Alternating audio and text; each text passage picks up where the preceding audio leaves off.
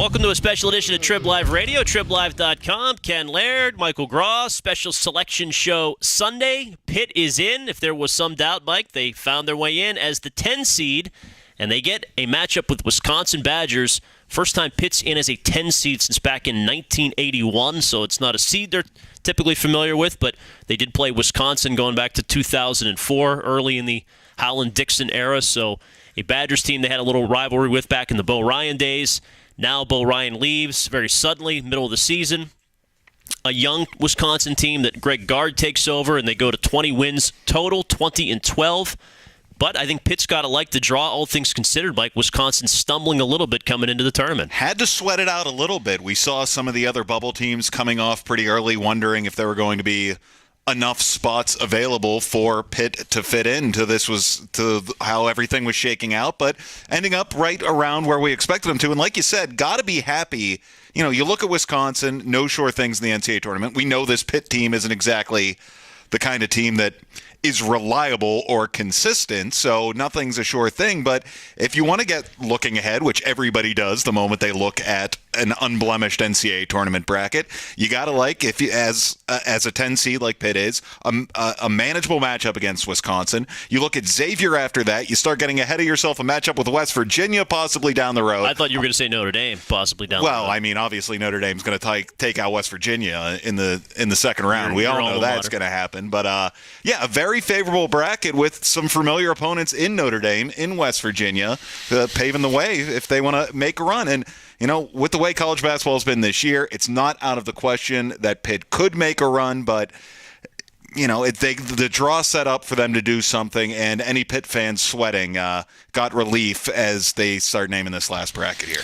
Well, to tell you a little bit about Wisconsin, they had a tremendous run in February where they beat Maryland and Michigan State and Iowa on the road, who was 8th at the time. Maryland was 2 at the time. They were on this incredible run, and also beat VCU this year as a really good win.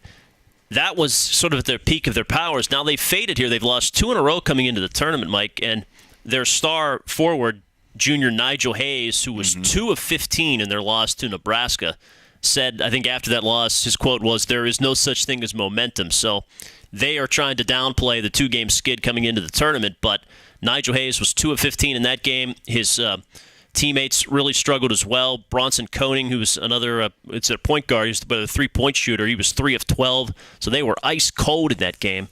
The previous game, they had lost to Purdue and gave up 91 points, so it was bad defense one game, bad offense the next. You wonder how that affects the Wisconsin psyche coming in. Not that Pitt's white hot coming in either. The loss to Nebraska in the Big Ten tournament was certainly disappointing for Wisconsin. Losing on the road at Purdue, we saw the little run Purdue made through the Big Ten tournament before ultimately losing to Michigan State in the final. So Purdue's a pretty good team as well. It's a battle-tested Wisconsin Badgers team playing in the Big Ten, number 6 overall, strength of schedule.